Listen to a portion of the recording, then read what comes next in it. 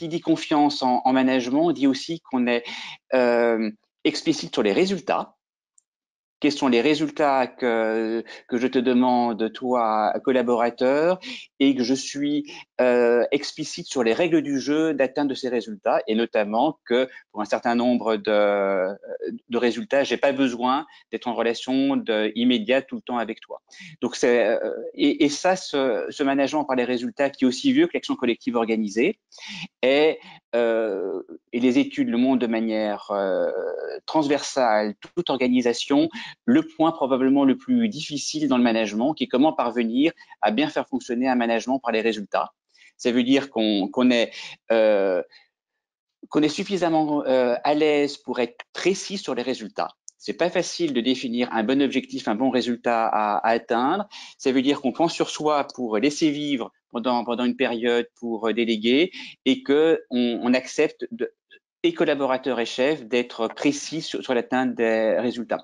Et ça, c'est probablement le point le plus sensible dans le management. On a cette opposition entre ceux qui préfèrent infiniment être dans la proximité immédiate, dans les tâches, dans le suivi de ce qui est exécuté, et cette tendance de fond d'être dans le management par les résultats.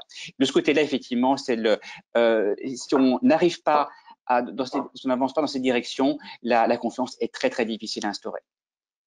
Nicolas, sur ce point? Je crois ça fait partie des leçons qu'on va probablement tirer des retours d'expérience dans nos collectivités.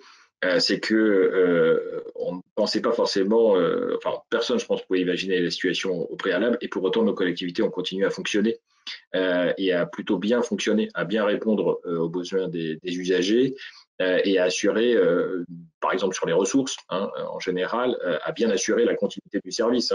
Quand on voit du déploiement de télétravail de manière massive par des DSI, quand on voit tous les actes qu'il a fallu prendre pour mettre en pause les marchés publics ou payer les entreprises des factures déjà arrivées dans la collectivité pendant la période pour minimiser les effets sur les trésoreries.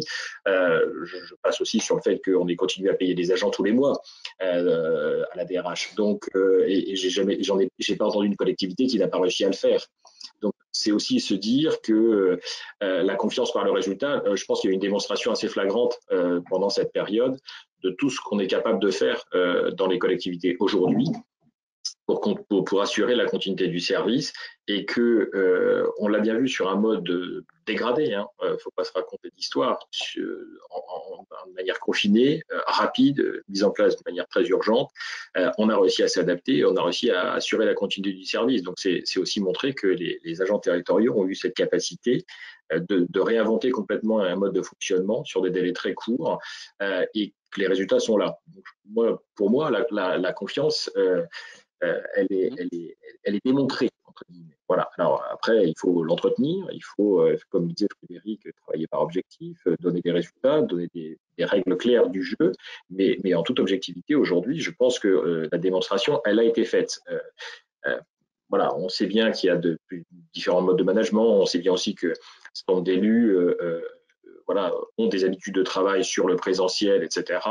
Je pense qu'effectivement, petit à petit, et au regard de l'analyse des résultats et du retour d'expérience qu'on fera de cette période, ça nous amènera aussi à modifier de manière plus durable nos pratiques, et puis de développer encore la confiance qui s'est développée quand même ces dernières années dans la relation au travail, dans les collectivités.